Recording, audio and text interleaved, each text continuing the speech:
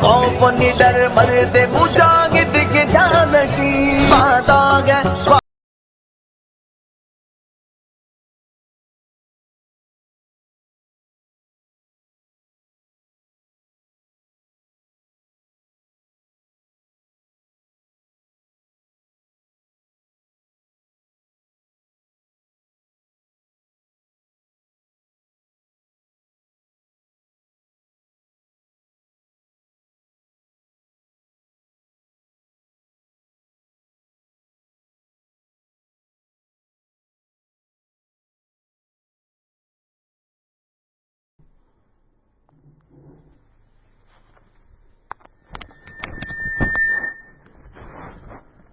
بسم اللہ الرحمن الرحیم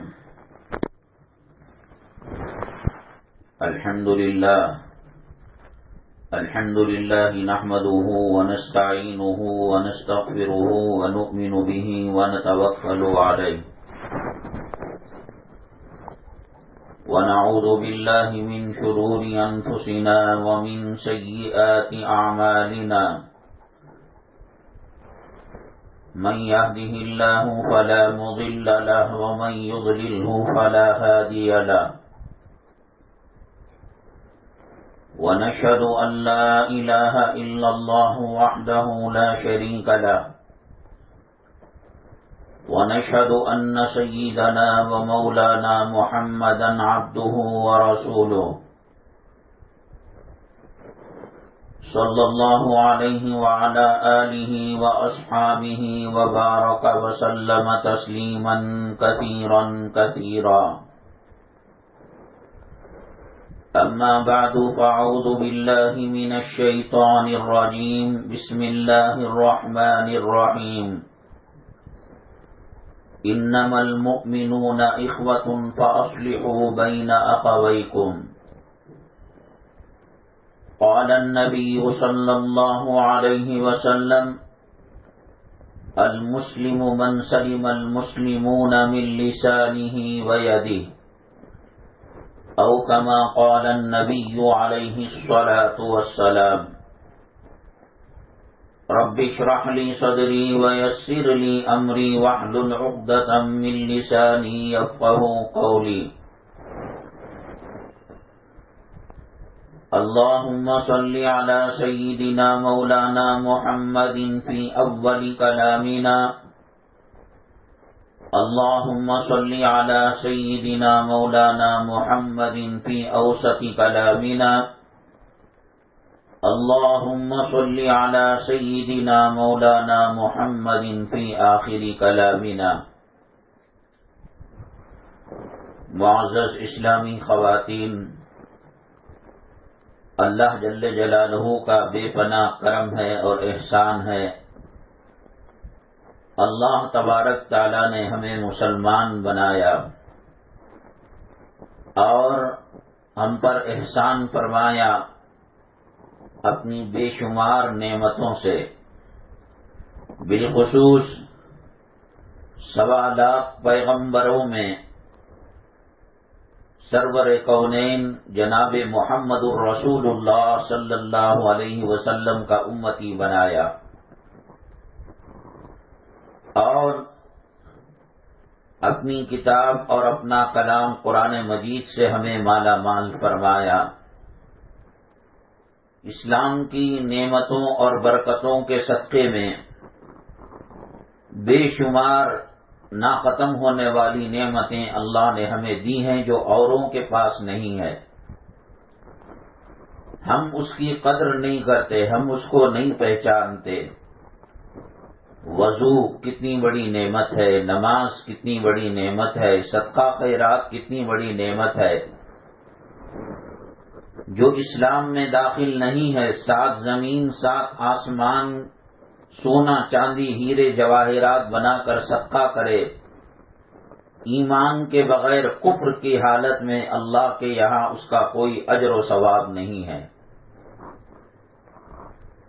ایمان کے ساتھ ایک چھوٹا سا صدقہ اللہ کے راستے میں کرتا ہے، حدیث پاک میں آتا ہے کہ قیامت کے دن احد کے پہاڑ کے برابر اس کا ثواب اسے دیا جائے گا۔ وہ بندہ کہے گا اللہ میں غریب آدمی ایک کھجور ایک روزے دار کو دیا تھا اور اتنا بڑا پہاڑوں جیسا صدقہ خیرات کا ڈھیر آج مجھے دکھائی دے رہا ہے۔ اللہ فرمائیں گے کہ اس کو میں نے اپنی ہاتھ میں لیا، اپنی ہتھیلی میں لیا اور اس کو پروان چڑھایا، بڑھا کیا حتیٰ کہ احد کے پہاڑ کے برابر ہو گیا۔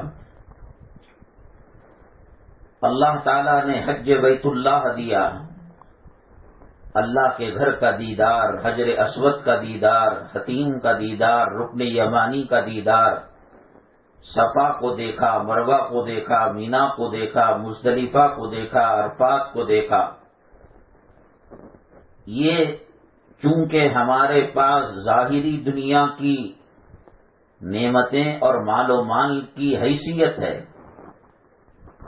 فلاں کے پاس بنگلہ ہے، کوٹھی ہے، مال ہے، زر ہے، زیور ہیں، کپڑے ہیں، لتے ہیں، امپورٹڈ کار ہے اور فلاں قیمتی بی ڈی اے کے ایریے میں، شاپنگ کمپلیکس میں، یم جی روڈ میں، کمرشل میں اس کی بڑی بڑی دکانیں ہیں۔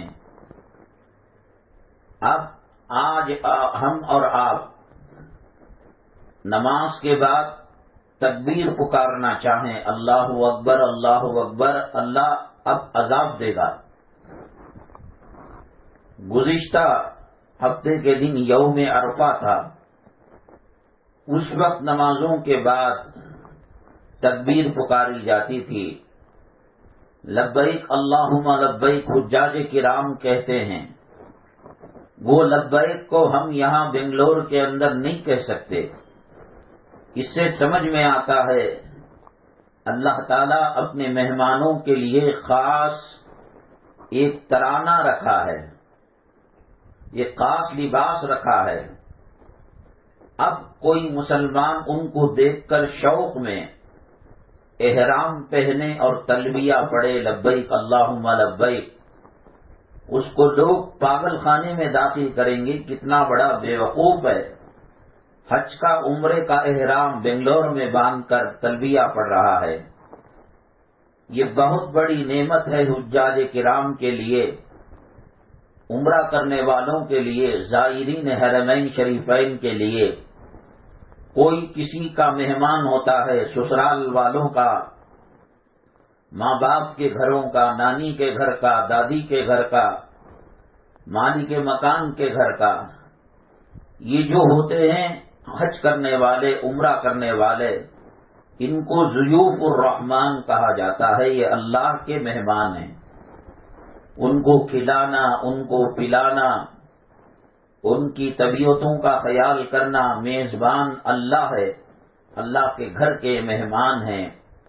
اس لیے اللہ تبارک تعالیٰ ان کا بہت اونچا مقام رکھا ہے۔ یہ ایمان اور اسلام کی توفیق سے ہوا ہے۔ میں نے بتایا خدا نہ کرے کوئی اسلام قبول نہ کرے، ساری زندگی اللہ کے کعبے کا طواف کرے، حج کرے، ایک تو داخلہ نہیں ہو سکتا، کسی طریقے سے چلا جا، اس کو کوئی اجر نہیں ملے گا، کوئی ثواب نہیں ملے گا۔ اللہ نے نبی کریم صلی اللہ علیہ وسلم کے روضہ مطہرہ کا گنبد خضرا دیا ہے، نبی صلی اللہ علیہ وسلم کے روضے کی جالی دی ہے، ریاض الجنہ وہ جنت کا ایک باغیچہ ہے۔ بعض علماء نے کہا اللہ نے جنت سے اس حصے کو کاٹ کر زمین پر بھیج دیا۔ اللہ کے نبی صلی اللہ علیہ وسلم نے فرمایا با بین منبری و بیتی روضۃ من ریاض الجنہ، میرے منبر اور میرے گھر کے درمیان کا جو حصہ ہے وہ جنت کا باغیچہ ہے۔ ایک سبحان اللہ کہنے پر، ایک مرتبہ درود پاک پڑھنے پر، صبح میں کسی بیمار کی عیادت کرنے پر، خاوند بیوی کی بیماری کی عیادت کرے، ایک ہی بسترے پر دو بھی سو رہے ہیں، صبح اٹھ کر تہجد کے وقت بیگم صاحبہ آپ کی طبیعت کیسی ہے، یا خاوند بیمار ہے، بیگم صاحبہ اٹھی، تہجد پڑھی، دعا کی، کہا کہ اجی آپ کی طبیعت کیسی ہے؟ والدین نے بچوں کی عیادت کی اور بچوں نے ماں باپ بیمار کی عیادت کی، بیمار پرسی کی۔ 70,000 فرشتے اللہ تبارک تعالی دعا میں لگا کر اس کی حفاظت کے لیے لگا دیتے ہیں۔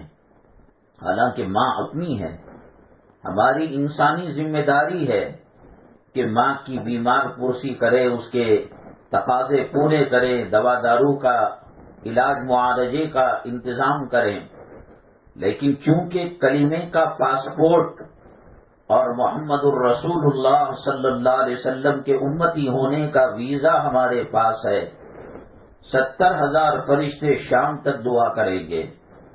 شام میں ہم نے بیمار کی عیادت کی، ایک بلڈنگ میں رہتے ہیں، لفٹ لگی ہوئی ہے، 7ویں منزل پر ہم رہتے ہیں، 6ویں منزل میں بیمار رہتا ہے، سودا لینے بازار کے کام سے ہم اتر رہے ہیں، 7ویں منزل سے 6ویں منزل کا بٹن ہم نے لفٹ میں دبایا اور بالکل لفٹ کے سامنے اس کا مکان ہے۔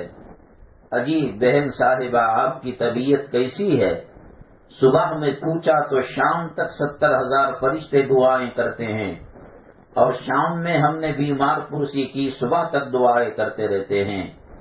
ہم روزہ رکھتے ہیں عبادت کے لیے، ہماری دعاؤں پر آمین کہنے کے لیے اللہ تبارک تعالیٰ فرشتے لگا دیتے ہیں۔ نبی کریم جناب محمد الرسول اللہ صلی اللہ علیہ وسلم کی ذات گرامی روضہ مطہرہ کے اندر آرام فرما رہی ہے، یہاں سے ہم درود پڑھیں گے تو ہمارے پاس کوئی ایسا انٹرنیٹ نہیں ہے، کوئی ایسا موبائل سسٹم نہیں ہے، کوئی سیٹلائٹ سسٹم نہیں ہے کہ ہم یہاں سے آقا کے دربار میں درود شریف پہنچائیں۔ فرشتے ہمارے درود شریف کو لے کر رسول پاک صلی اللہ علیہ وسلم کے در میں پیش فرماتے ہیں۔ یہ اسلام کے صدقے میں، مسلمان ہونے کے بدلے میں یہ دنیا میں نعمتیں ہیں، قبر میں الگ نعمتیں، آخرت میں الگ نعمتیں، اور جنت کے اندر خصوصی مقامات رسول پاک صلی اللہ علیہ وسلم کے امتیوں کو وہ اتنا دیں گے کہ کوئی گن نہیں سکتا، کوئی شمار نہیں کر سکتا۔ اللہ نے نماز دی ہے، یہ بھی اللہ کی نعمت ہے، روزہ دیا ہے، یہ بھی نعمت ہے، حج بیت اللہ دیا ہے، یہ بھی نعمت ہے، زکوٰۃ اور صدقہ خیرات کو دیا ہے، یہ بھی نعمت ہے، کلام پاک کو دیا ہے، یہ بھی نعمت ہے، عورتوں کو حجاب، برقع اور پردہ دیا ہے، یہ بھی نعمت ہے، رشتوں کو بنایا ہے اور ان کی حرمت اور ان کی پاکیزگی اور ان کی قدردانی کا حکم دیا ہے۔ یہ بہن ہے، یہ بیٹی ہے، یہ ماں ہے، یہ بیوی ہے، یہ بھائی ہیں، یہ باپ ہیں، یہ خسر ہیں، یہ دیور ہیں، یہ فلاں ہے، یہ بھی اللہ تبارک تعالیٰ کی نعمتوں میں سے ہے۔ اور کوئی چیز اللہ کی بغیر حکمت کے نہیں ہوتی۔ اللہ نے حج دیا ہے تو ایسے ہی نہیں دے دیا، حج کے ارکان دیے ہیں، صفا مروہ کے درمیان بھاگنے سے کیا ملتا ہے؟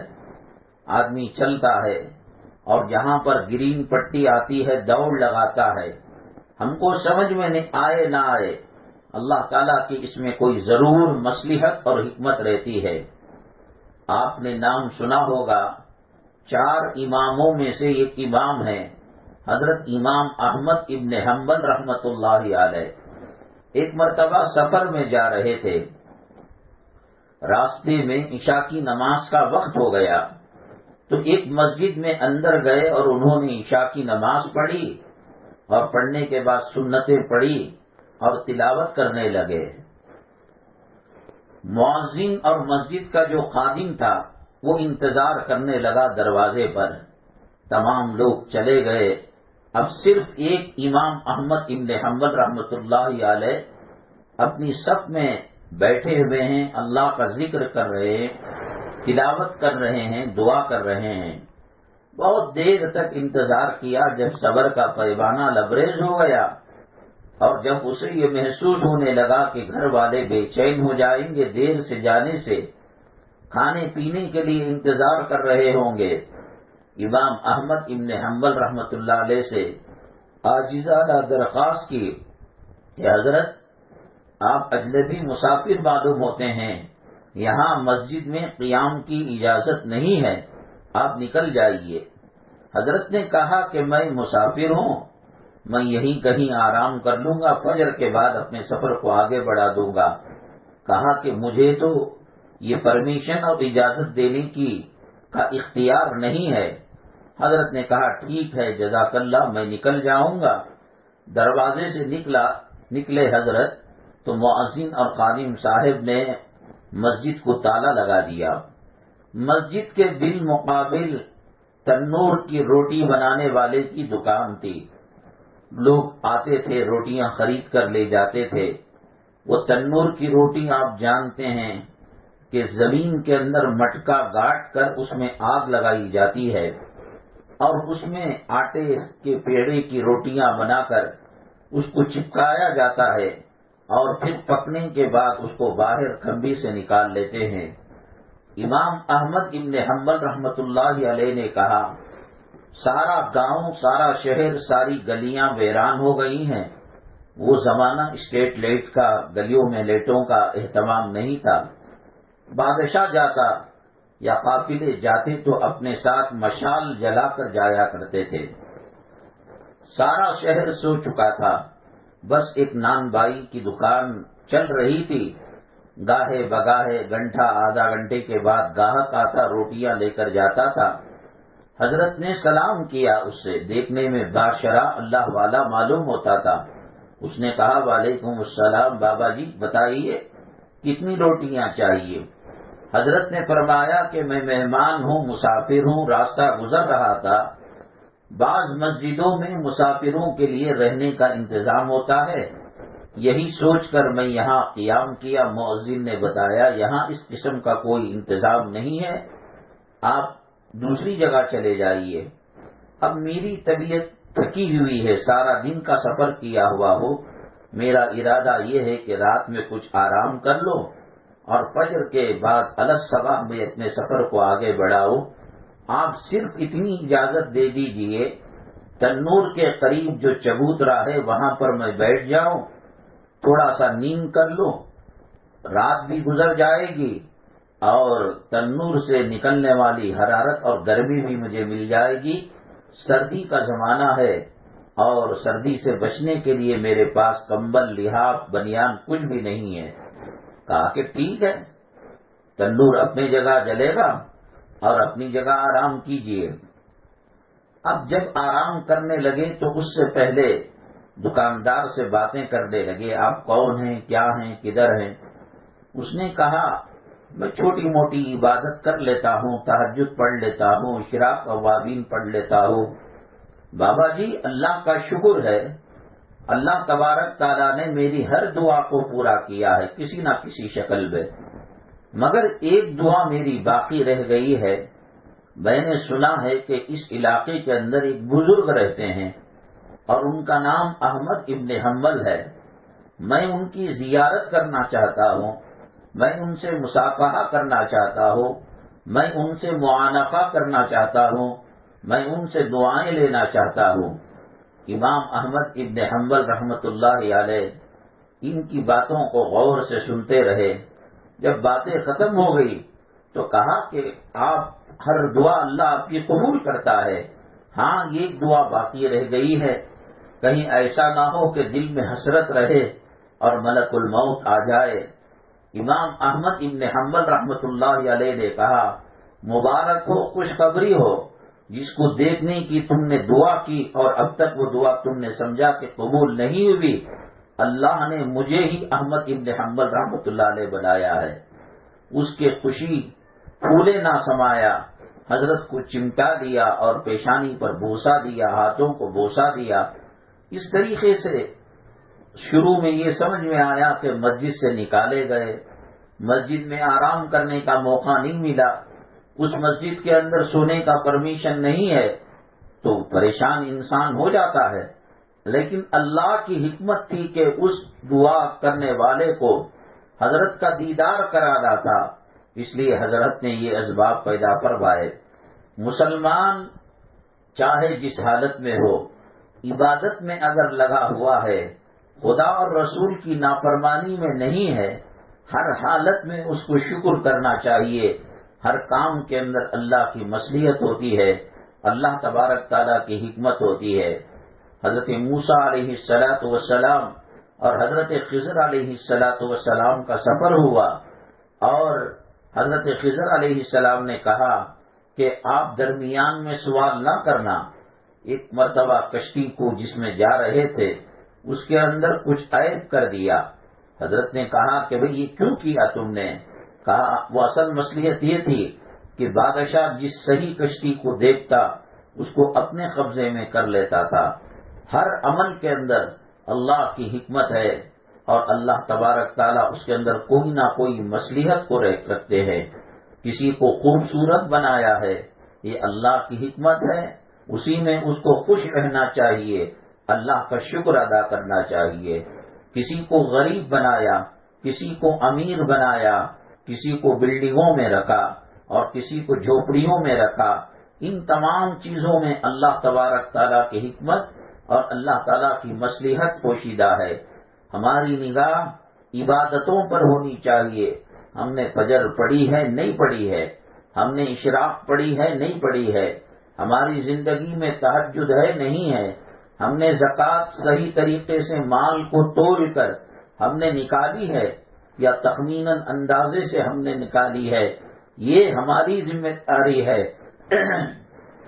جو اللہ کی ذمہ داری ہے، اللہ کے کاموں میں انسان کو، مخلوق کو مداخلت کرنے کا کوئی حق نہیں ہے۔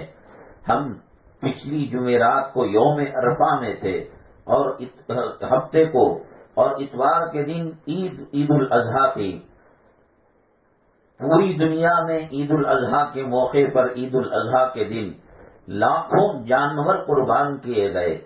اللہ تعالیٰ کی بکرا بھی ایک مخلوق ہے، اونٹ بھی مخلوق ہے، گائے بھی مخلوق ہے، بھیڑ بکرا بھی، دمبا بھی، یہ بھی مخلوق ہے۔ تو پھر کیوں اللہ تبارک تعالیٰ اس مخلوق کی جان لینے پر، خون کا قطرہ زمین پر گرنے سے پہلے مغفرت کا پروانہ مرحمت پر باتے ہیں؟ میری مائیں اور بہنیں، اسلام کی اصل تعلیم یہ ہے کہ اسلام میں جو داخل ہوتا ہے وہ اپنی ذات سے دوسروں کو نفع پہنچائے، وہ دوسروں کے کام آئے۔ عبادتیں یہ پریکٹس کے لیے ہیں، عبادتیں خدمت خلق کا طریقہ معلوم کرنے کے لیے ہیں۔ نماز کو رکھا ہے، نماز تو مردوں کی گھر میں بھی ہو سکتی ہے، مسجد میں کیوں رکھا؟ مسجد میں جب تمام مصلی آئیں گے، کوئی ایک مصلی نہیں ہوگا، وہ مستقل ہمیشہ نماز پڑھنے والا، فجر، ظہر، عصر، مغرب، عشاء میں نظر نہیں آیا اور 2-3 دن نظر نہیں آیا، تو اب پتا چلا کہ اس کے گھر کو جائیں گے، پوچھیں گے حاجی صاحب، سیٹھ صاحب، نماز کو مستقل آنے والے، اور مؤذن صاحب مسجد کھولتے ہی مسجد میں داخل ہونے والے، آپ تشریف نہیں لائے، تو گھر والی کہیں گی نہیں یہ بیمار ہیں، ہاسپٹل میں ایڈمٹ ہیں، نہیں ان کے گھر چوری ہو گئی، کپڑا لتا، زر زیور، پیسہ روپیہ سب چلا گیا۔ تو نماز کے موقع پر جب تمام لوگ جمع ہوتے ہیں تو ایک دوسرے کی خیر خواہی معلوم ہوتی ہے، طبیعت کے احوال معلوم ہوتے ہیں۔ اور عصر میں نہیں تھے، حاجی صاحب مغرب میں نظر آئے، آپ عصر میں تشریف نہیں لائے، نہیں میری بچی کی شادی ہے، بازار گیا تھا۔ تو اب بچی کی شادی معلوم ہوئی تو دوسرے لوگ کیا مدد کر سکتے ہیں، کیا تعاون کر سکتے ہیں؟ گھر گھر جا کر بیل بجا کر کوئی پوچھتا نہیں کہ تم میں کون بیمار ہے، کون قرض میں ڈوبا ہوا ہے، کون ہاسپٹل میں ایڈمٹ ہے۔ نماز گھر میں بھی ہو جاتی ہے، جیسے خواتین عورتوں کی گھر میں نماز ہوتی ہے، بیماروں کی ہوتی ہے، بچوں کی ہوتی ہے، تو ویسے ہی نماز، وہی 4 رکعت ظہر، عصر، عشاء کی گھر میں ہو سکتی ہے۔ لیکن مسجد میں نہ جانے والے کے لیے اللہ کے نبی صلی اللہ علیہ وسلم نے فرمایا، میرا جی چاہتا ہے کہ نماز کی جماعت کے لیے کسی کو امام بناؤ، اور جو مرد طاقت رکھ کر مسجد میں جماعت سے نماز نہیں پڑھتے ان کے گھروں کو آگ لگا دو. کتنا سخت جملہ آپ نے فرمایا. کیوں؟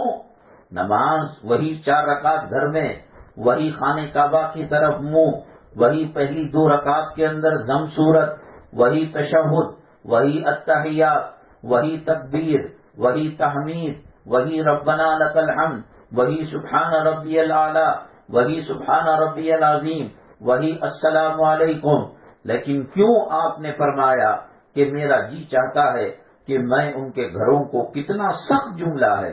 نبی کریم صلی اللہ علیہ وسلم بلند اخلاق کے پیکر تھے، ایسے جملے بہت کم ریئر استعمال کرتے تھے. اللہ نے آپ کو فرمایا انک لعلی خلق عظیم، آپ اخلاق کے بلند و بالا مرتبے پر فائز ہیں. محلے کی سطح اور لیول پر مسجد کے پلیٹ فارم کے ذریعے سے گھروں کی کیفیات کا پتہ چلتا ہے. کہاں پانی کی ضرورت ہے، کہاں شادی بیاہ میں تعاون کی ضرورت ہے، کہاں کون بیمار ہے، اس کی دوا دارو کے لیے، علاج معالجے کے لیے کیسے ہم مدد کر سکتے ہیں. اور 10-25 محلوں کو ملا کر ایک جمعہ مسجد ہوتی ہے، جامع مسجد ہوتی ہے. ہر مسجد میں جمعہ نہیں ہوتی، بڑی مسجد میں جمعہ ہوتی ہے. تو وہاں جمع ہوئے تو محلوں کی خیر خبر ہوگی. عیدگاہ کے ہر گلی میں نہیں ہوتا، عیدگاہ ہر محلے میں نہیں ہوتا. کبھی بارش ہو، کرفیو ہو، حالات خراب ہو، مسجد کے اندر عید کی نماز پڑھنا کوئی برا نہیں ہے. لیکن اگر حالات سازگار ہو تو بڑے میدانوں کے اندر، کھلے ہوئے مکانوں کے اندر، کھلی جگہ کے اندر عیدگاہوں میں پڑھنا افضل ہے. کیوں؟ وہ شہر والے وہاں جمع ہوئے، ان کی صورتحال کیا ہے، وہاں اذانیں کیسی ہو رہی ہیں، وہاں مسجد کی کیفیت کیا ہے، وہاں غریبوں کی کیفیت کیا. پوری جو عبادتیں اللہ تبارک تعالیٰ نے ہمیں مرحمت فرمائی، اللہ کی عبادت کے لیے مخلوق کی کوئی کمی نہیں ہے. قرآن شریف میں اللہ نے فرمایا وَإِن مِّن شَيْءٍ إِلَّا يُسَبِّحُ بِحَمْدِهِ وَلَكِن لَّا تَفْقَهُونَ تَسْبِيحَهُمْ. انسان اور جنات کے علاوہ تمام مخلوق چاہتے نہ چاہتے اللہ کی عبادت کر رہی ہے. کوئی فرشتہ سووں لاکھوں سال سے سجدے میں لگا ہوا ہے، کوئی رکوع میں لگا ہوا ہے، کوئی ذکر میں لگا ہوا ہے. ہم تو 2-4 منٹ کے ٹھونگ مار کر مسجد میں آ جاتے ہیں، گھر میں مصلی جانماز بچھا کر 2-4 رکوع اور سجدے کے ٹھونگ مارتے ہیں. اللہ کلام پاک میں فرماتے ہیں سمندر ہو، ہوائیں ہو، پرند ہو، چرند ہو، باغات ہو، پہاڑ ہو، زمین ہو، آسمان ہو، وَإِن مِّن شَيْءٍ إِلَّا يُسَبِّحُ بِحَمْدِهِ. ہر چیز اللہ تبارک تعالیٰ کی تسبیح بیان کرتی ہے. اللہ کی عبادت کے لیے اللہ کی مخلوق کوئی کم نہیں ہے. لاکھوں سال اللہ کی عبادت میں، ذکر میں، رکوع میں، سجدے میں. جیسے یہاں خانہ کعبہ مکہ مکرمہ میں ہے، بالکل اس کے سیدھ کے اندر 7ویں آسمان میں ایک اور اللہ کا کعبہ ہے، اس کو بیت المعمور کہتے ہیں. وہاں ایک مرتبہ فرشتہ طواف کرنے کے بعد 70,000 سال کے بعد دوبارہ اس کا نمبر آئے تو آئے، پھر قیامت تک شاید اس کا نمبر نہ آئے. طواف کرنے والے ہیں، رکوع سجدہ کرنے والے ہیں، ذکر کرنے والے ہیں، ہر چیز اللہ کی تسبیح بیان کرتی ہے. آپ نے سنا ہوگا یا دیکھا ہوگا کہ کسی قبر میں مردے کو ڈالنے کے بعد جب مٹی برابر سرابر کر دی جاتی ہے تو ایک ہری ٹہنی اور ہری ڈالی ان کے سرانے کو گاڑا جاتا ہے. اللہ کے نبی صلی اللہ علیہ وسلم نے فرمایا ہر زندہ چیز اللہ کی تسبیح بیان کرتی ہے. اس قبر کے اوپر وہ چھوٹا سا پودا جو ہرا بھرا ہوگا اور اس کے اندر پتے نکلیں گے، وہ اللہ کا ذکر کریں گے، اور جہاں اللہ کا ذکر ہوگا اللہ تبارک تعالیٰ اس کے صدقے میں اس قبر والے کو عذاب دینے سے رک جائیں گے. ہر چیز انسانوں کے لیے، انسانوں کی عبادت کی اللہ کو کوئی ضرورت نہیں ہے. ہم نماز پڑھتے ہیں، ہم روزہ رکھتے ہیں، ہر چیز کے اندر اللہ نے اسی چیز کو رکھا ہے کہ آپ اپنے بھائیوں کی، بہنوں کی، خاندان والوں کی، قبیلے والوں کی اور اپنے ملک والوں کی خیر خواہی کرے۔ حج کیوں رکھا ہے اللہ تعالیٰ؟ ساری دنیا کے لوگ وہاں جمع ہوتے ہیں، مطاف میں بیٹھے ہوئے ہیں، ادھر افریقہ کا آدمی بیٹھا ہوا ہے، ادھر امریکہ کا آدمی بیٹھا ہوا ہے، ادھر برطانیہ کا آدمی بیٹھا ہوا ہے، ادھر فرانس والے آئے ہوئے ہیں، ادھر ملیشیا والے آئے ہوئے ہیں، ادھر بنگلہ دیش والے آئے ہوئے ہیں۔ تمام سے بات ہو رہی ہے، السلام علیکم حاجی صاحب، کیا حال ہے؟ فرانس کے اندر پردے کی کیا صورت حال ہے؟ تراویح کتنی پڑھی جاتی ہے؟ مدارس کتنے ہیں؟ مکاتب کتنے ہیں؟ بنگلہ دیش کے صورت حال کیا ہے؟ صرف یہ پورے عالمی ورلڈ لیول پر خیر خیریت پوچھنے اور ایک دوسرے کے احوال جاننے کے لیے اللہ تبارک تعالیٰ نے حج بیت اللہ کے مقاصد میں سے ایک مقصد کو رکھا کہ ایک نماز ہے محلے کی سطح پر، جمعہ ہے شہر کی سطح پر، عید ہے قریے اور اسٹیٹ کی سطح پر، اور حج بیت اللہ ہے پورے دنیا کی سطح پر کہ تمام لوگ آتے ہیں۔ اس میں اسی چیز کو مد نظر رکھا گیا ہے کہ ایک دوسرے کے احوال جانے پہچانے۔ اللہ کی نبی صلی اللہ علیہ وسلم نے فرمایا من لم یہتم بامور المسلمین فلیس منا، جو مسلمانوں کے تعلق سے خیر خبر رکھنے کی کوشش نہیں کرتا وہ ہم میں سے نہیں ہے۔ مسلمان بہترین وہ ہے، خیر الناس من ينفع الناس، لوگوں میں بہترین وہ ہے جو دوسروں کے ساتھ خیر کا معاملہ کرے۔ ہم جس ماحول میں رہتے ہیں یہ ماحول کافرانہ مشرکانہ ماحول ہے، یہاں مشترک قبیلے رہتے ہیں، اللہ کو ماننے والے بھی، اللہ کا انکار کرنے والے بھی، نبی کو ماننے والے بھی، نبی کے دشمن بھی، اسلام کو ماننے والے بھی، اسلام مسلمانوں کے دشمن بھی۔ اس لیے چاہتے نہ چاہتے آپ نے سنا ہوگا جملہ، خربوزہ خربوزے کو دیکھ کر رنگ پکڑ لیتا ہے۔ غیروں کے سماج اور سوسائٹی میں رہ کر ان کے کلچر، ان کی تہذیب، ان کے طور طریقے، ان کے جینے مرنے کے طریقے چاہتے نہ چاہتے مسلمانوں کی زندگی کے اندر آ جاتے ہیں۔ آپ بتائیے برتھ ڈے کا اسلام سے کیا لینا دینا؟ کتنے مسلمان گھرانے ہیں جو برتھ ڈے بنا رہے ہیں؟ اینیورسری، شادی کی سالگرہ کا کیا لینا دینا؟ کون سی حدیث میں اس کا تذکرہ ہے؟ نبی کریم صلی اللہ علیہ وسلم نے کس زوج مطہرہ کی سالگرہ منائی ہے؟ کون سا برتھ ڈے بنایا ہے؟ اور شب برات کے موقع پر آتش بازی کیا کرتے تھے، پہلے میٹھا پکایا کرتے تھے، کھانا بنا کر رکھا کرتے تھے، اور یہ سوچتے تھے کہ ہمارے گھر کی جو روحیں چلی جا چکی ہیں عالم برزخ میں، ہمارے دادا نانا فلاں فلاں جو مر چکے ہیں، وہ شب برات کے اندر ان کی روحیں گھروں کے اندر آتی ہیں۔ یہ ساڑی اور یہ بلوز، اس کا تصور اسلام کے اندر نہیں ہے۔ اسلام چاہتا ہے یدنین علیہن من جلابیبہن، کہ ایسی چادر میں ڈھک کر رہے عورت کہ اس کی عصمت اور اس کی عفت اور اس کی پاک دامنی کی حفاظت ہو سکے۔ آج جو بے حیائی کے کپڑے 2 سال 1 سال کی بچی سے لے کر 90 سال کی بڑھیا تک استعمال جو کر رہی ہیں، یہ معاشرے میں خلط ملط ہونے کی وجہ سے، اسلامی تعلیمات سے دور ہونے کی وجہ سے، تو چنانچہ یہ سب چیزیں ہمارے اندر آ جاتی ہیں اور اللہ کو ناپسندیدہ ہیں۔ کل ہم نے بیان کے اندر ایک بات کہی، فرعون پر جب اللہ کا عذاب آیا، حضرت موسیٰ علیہ السلام سمندر سے گزر گئے، فرعون کہنے لگا کہ میرے کہنے پر حضرت موسیٰ اور ان کے ماننے والے سمندر پار ہو گئے، لیکن میں بھی تمہیں اپنے لشکر کو کہنے لگا جس نے خدائی کا دعویٰ کیا تھا کہ تمہیں سمندر پار کرا دوں گا۔ بیچ سمندر کے اندر فرعون اپنے لشکر کے ساتھ گیا، پانی کے تھپیڑے آپس میں مل گئے اور فرعون اس کا لشکر تباہ برباد ہو گیا۔ اسی فرعون کے لشکر میں اس کا ایک وزیر تھا جو ایمان بھی نہیں لایا، جو اسلام بھی نہیں لایا، اور فرعون کا ماننے والا بھی تھا اور توریت کا انکار کرنے والا بھی تھا، حضرت موسیٰ علیہ السلام کا انکار بھی کرنے والا تھا، لیکن اللہ نے اس کو بچا دیا۔ علماء کرام نے لکھا ہے کہ جب وہ فرعون کا پجاری تھا اور فرعون کو خدا ماننے والا تھا اور فرعون کے دربار کا وزیر تھا، حضرت موسیٰ علیہ السلام کی توہین کرتا تھا، توریت کی توہین کرتا تھا، اللہ نے کیوں بچا لیا؟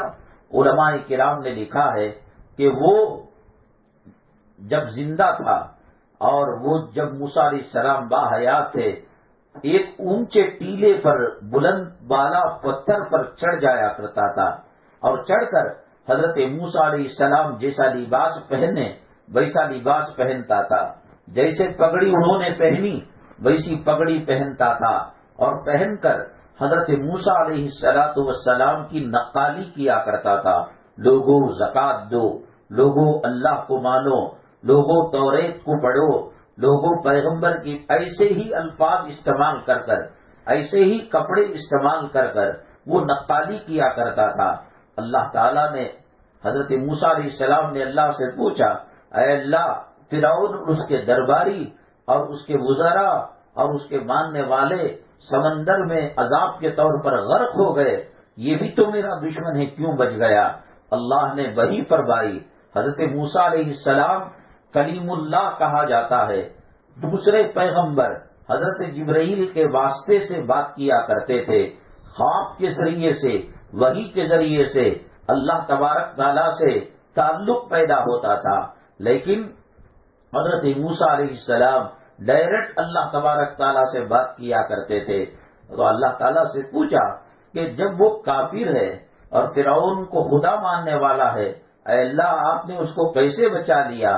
اللہ نے فرمایا، اے موسیٰ کیا دیکھتے نہیں ہیں آپ کہ آپ کی طرح اس نے کپڑے پہنے ہیں، حالانکہ چھڑانے کے لیے، نقالی کرنے کے لیے اور ڈپلیکیٹ پیغمبر کی نقل اتارنے کے لیے اس نے کیا، لیکن اللہ نے کہا موسیٰ تمہاری طرح امامہ باندھتا تھا، تمہاری طرح کپڑے پہنا کرتا تھا، مجھے یہ چیز گوارا نہ کی کہ جس کے جسم پر میرے محبوب کا جیسا کپڑا ہو، میرے محبوب کا جیسا امامہ ہو، ٹوپی ہو، میرے محبوب کے جیسی ہاتھ کے اندر چھڑی ہو، عصا ہو، لاٹھی ہو، میں اس کو عذاب کے اندر مبتلا کروں۔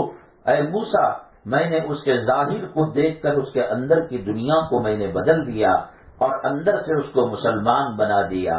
کلچر، تہذیب، تمدن یہ بہت بڑی چیز ہے۔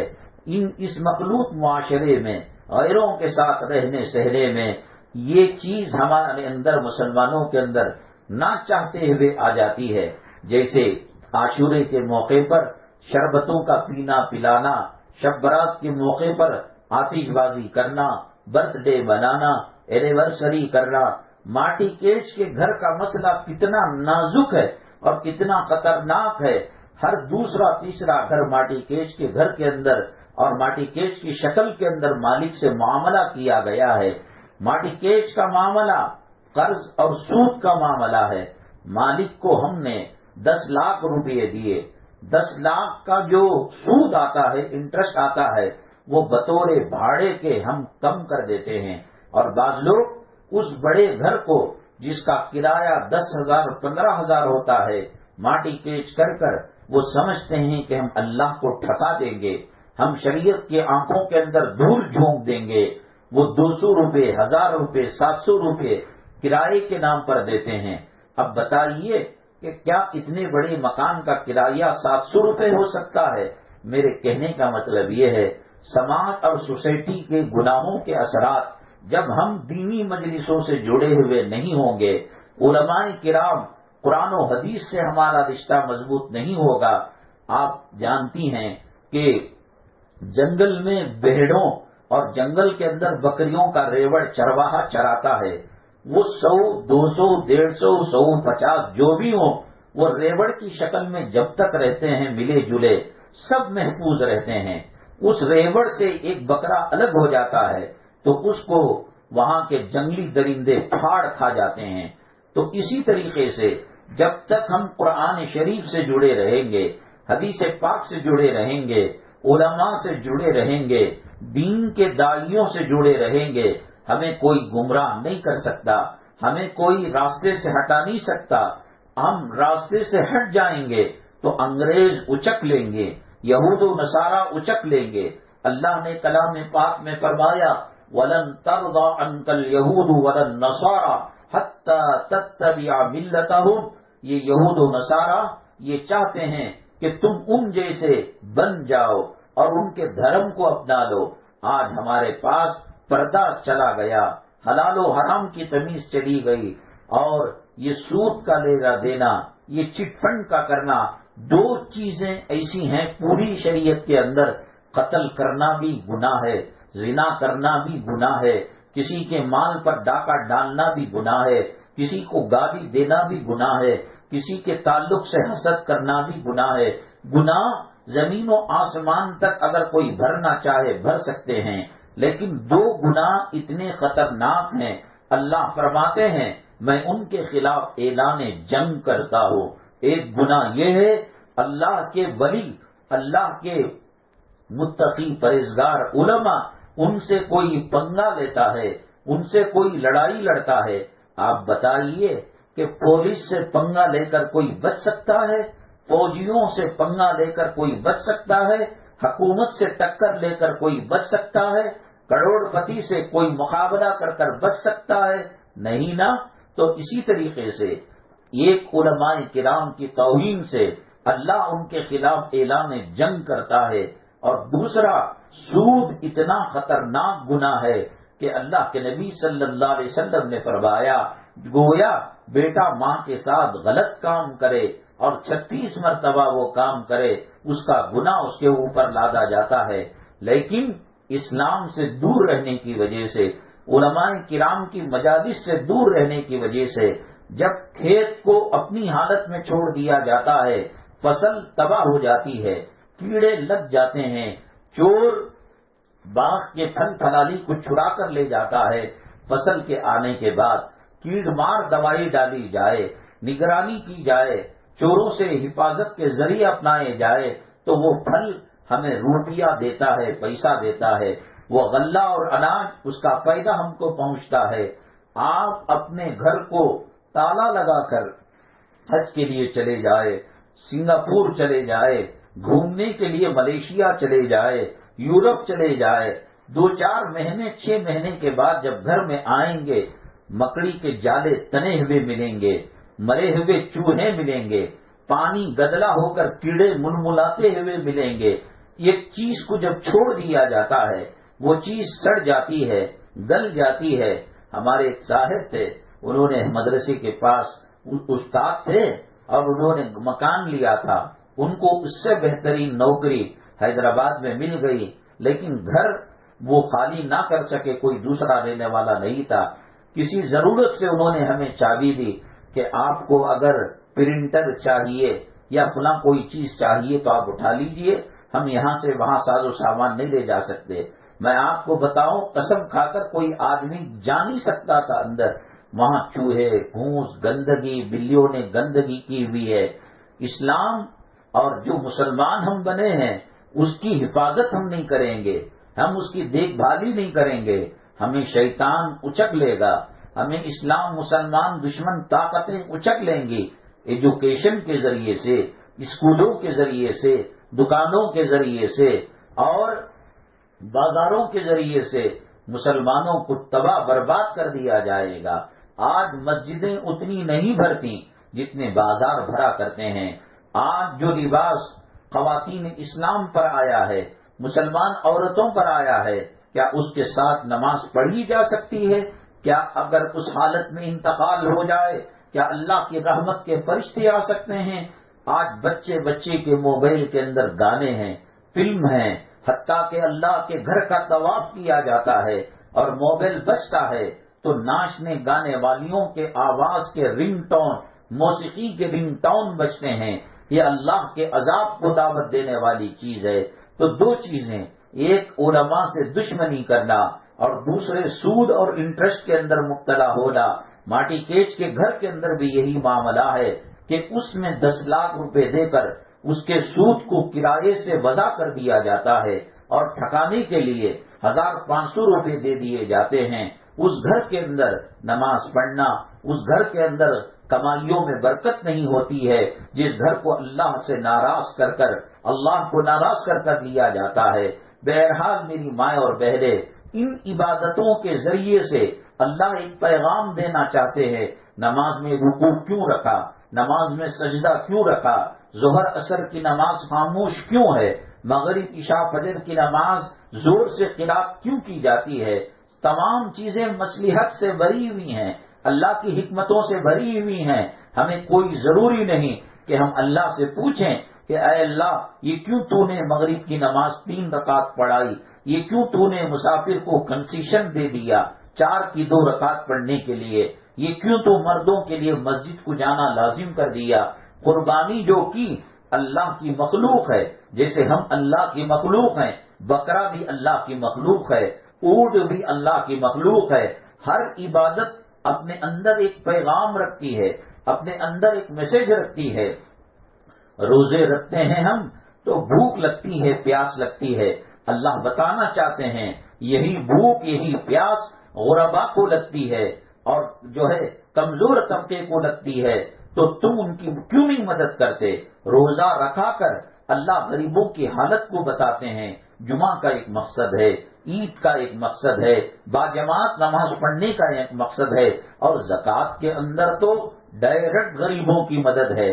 پورا اسلام اس پر قائم ہے، المسلم من سلم المسلمون من لسانہ ویدہ، کہ مسلمان اپنی ذات سے دوسروں کو تکلیف نہ پہنچائے.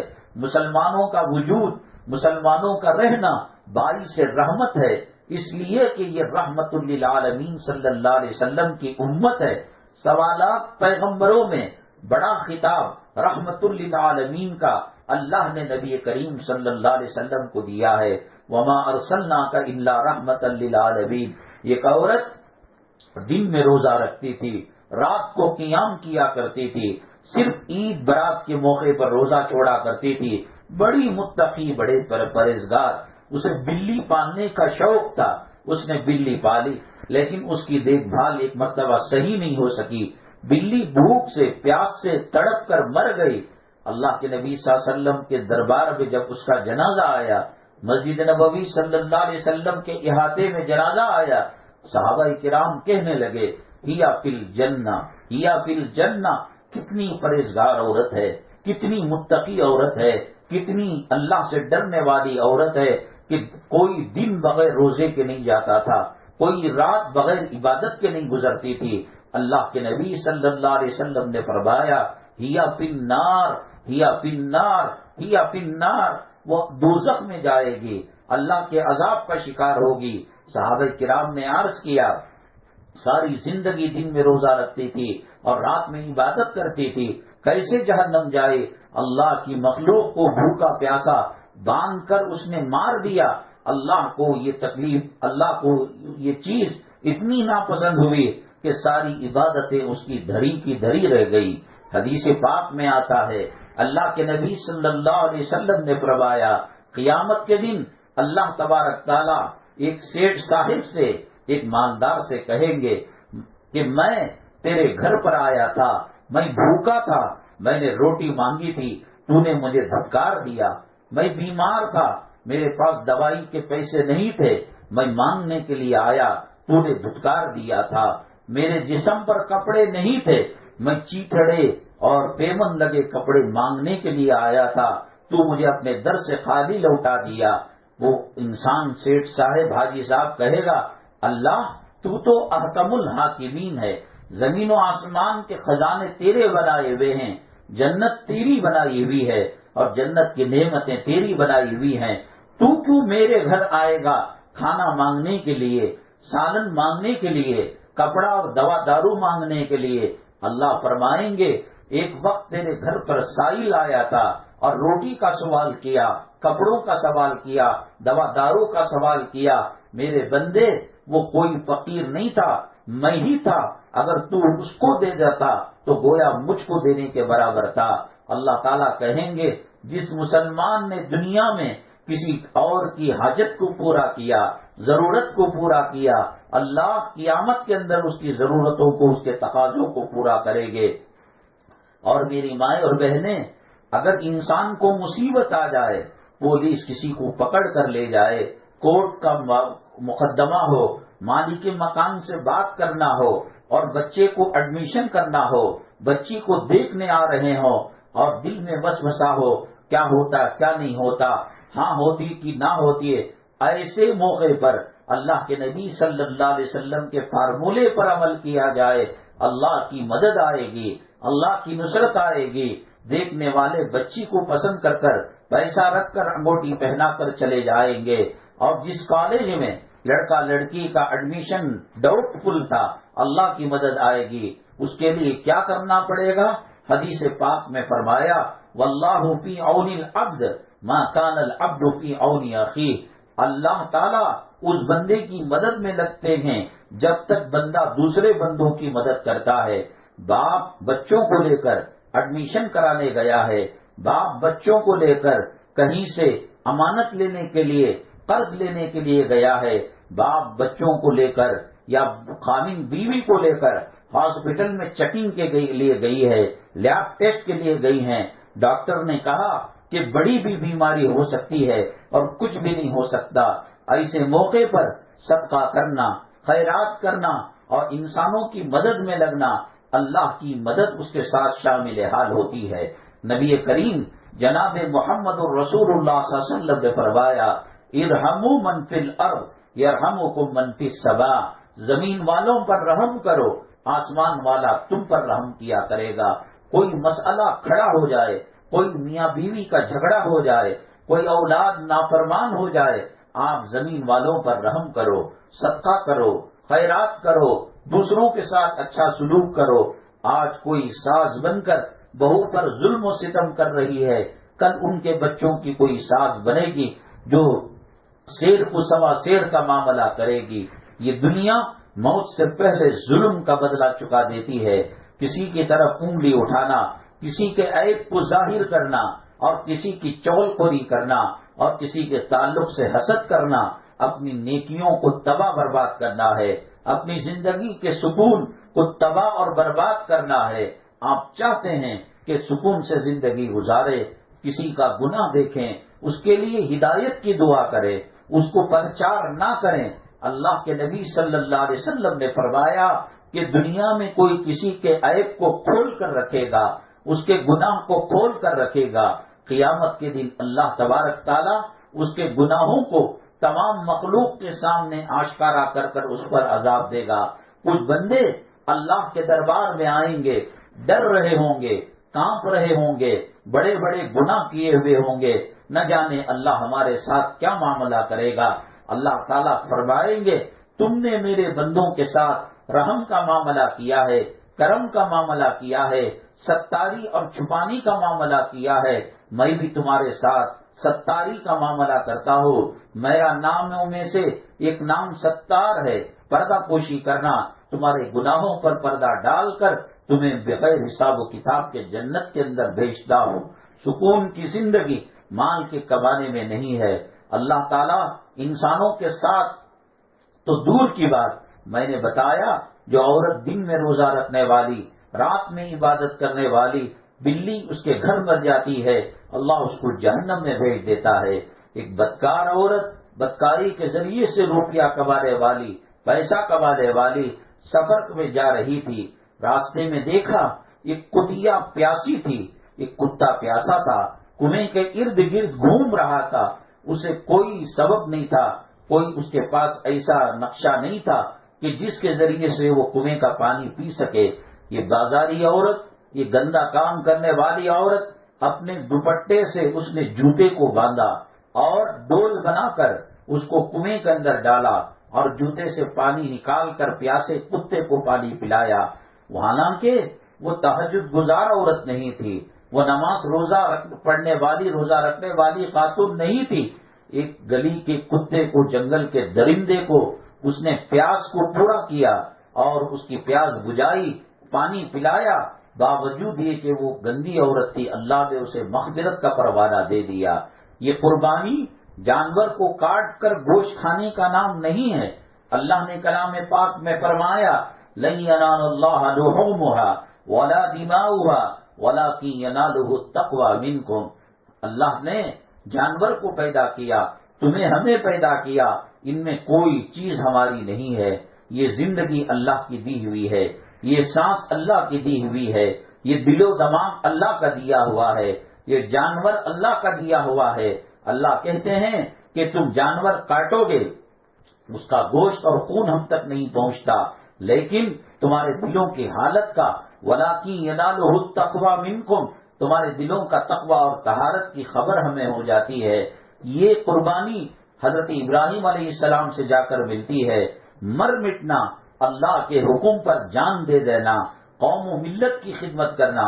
بتائیے حضرت حاجرہ علیہ السلام، میں نے پچھلے ہفتے بتایا تھا کہ وہ صفا سے مروہ کی طرف، کبھی مروہ سے صفا کی طرف جاتی، بچہ زمین پر لیٹا ہوا تھا، پہاڑی پر چڑھتی صفا کی، بچہ نظر آتا، مروہ پر آتی، بچہ نظر آتا، لیکن بیچ کا جو چٹیل میدان تھا وہاں بچہ نظر نہیں آتا، تو زور سے دوڑ لگاتی، جس کو کھدی پٹی کہا جاتا ہے، افزرین کہا جاتا ہے۔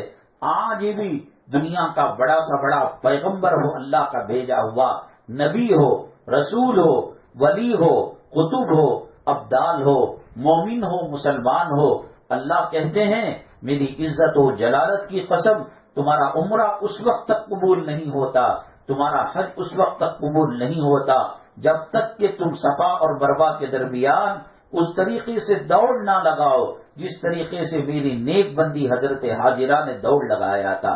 بتائیے انہوں نے کیوں دوڑ لگائی تھی؟ کیا وہاں کوئی عبادت گاہ تھی؟ کیا وہ اللہ کو خوش کرنا چاہتی تھی؟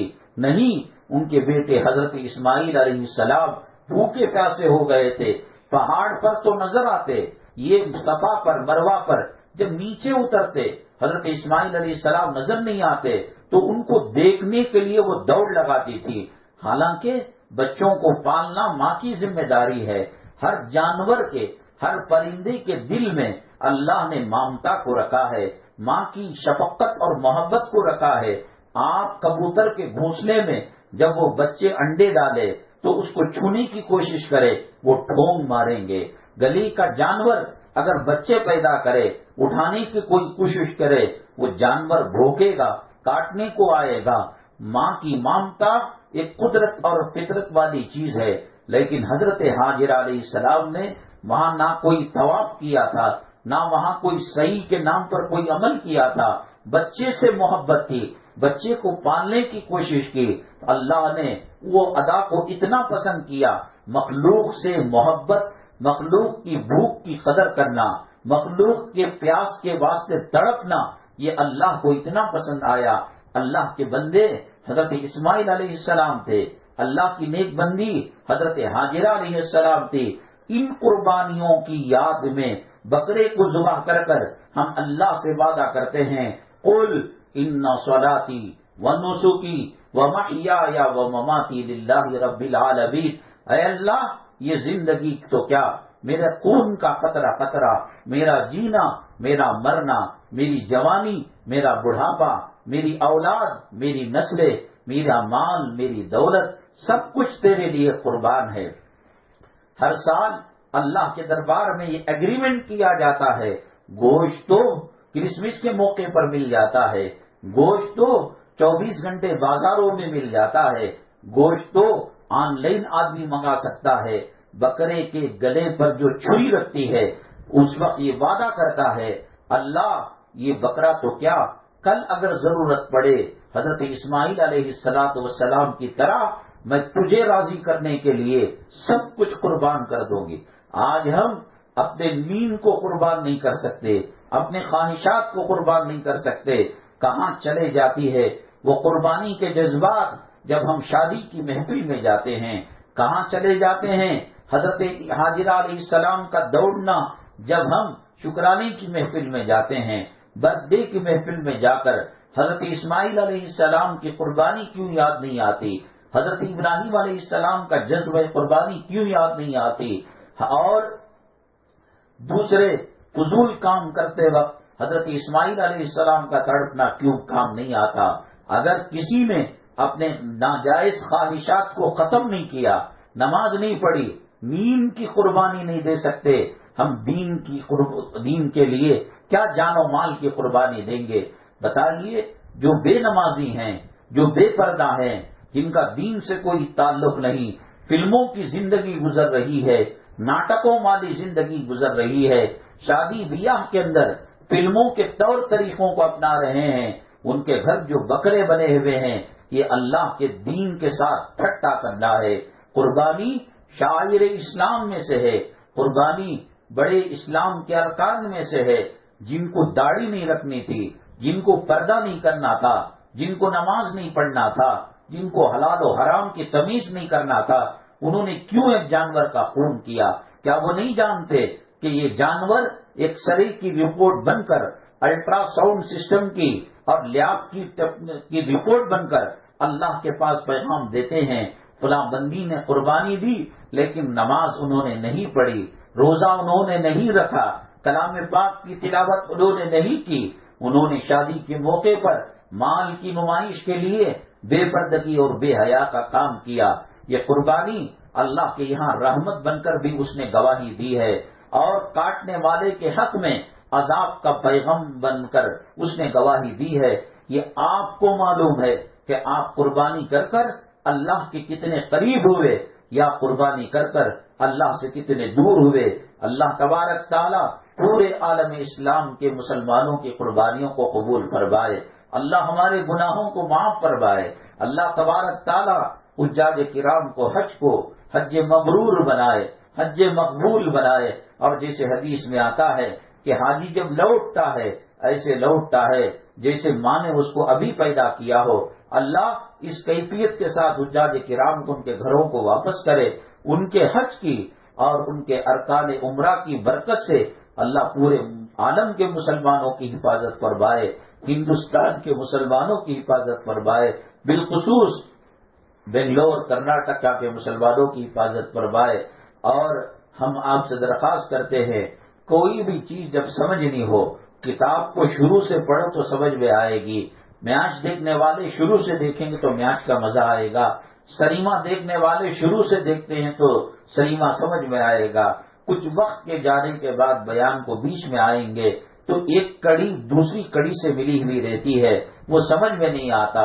بڑی بابرکت محفل ہے، آج آنکھ کی پتلی کام کر رہی ہے، آج قدم اٹھ رہے ہیں تو اس قدم کو اللہ کے دین کے لیے اٹھا لو۔ الحمدللہ بیان سے پہلے فضائل اعمال کی تعلیم ہوتی ہے، یہ وہ کتاب ہے جو اخلاص کی اور جو ہے للہیت کا جیتا جاگتا نمونہ ہے۔ جتنی مرتبہ آپ اس کتاب کو پڑھیں گے، فضائل رمضان اس کا ایک حصہ ہے، بہت بڑی زندگی تک جب رمضان المبارک میں جمعہ کے بیانات ہمیں رمضان کے بارے میں دینا ہوتا، ہر سال ایک نئی چیز فضائل اعمال میں فضائل رمضان سے ہمیں ملا کرتی تھی۔ ان کے حضرت زکریا صاحب رحمۃ اللہ علیہ کی اخلاص اور للہیت کی برکتیں اور ان کی کرامتیں اللہ نے فضائل اعمال میں رکھ دیں۔ کچھ وقت پہلے آئیے اس تعلیم کے حلقے میں شریک رہے، اللہ تبارک تعالی ہماری مجلس کو دونوں جہاں کے لیے باعث رحمت بنائے، آنے والوں کے قدم قدم پر گناہ معاف فرمائے اور نیکی کے درجات عطا فرمائے۔ اللہ تعالیٰ دلوں کے اندر جو حاجتیں ہیں جائز غیبہ غیب سے ان کو پورا فرمائے۔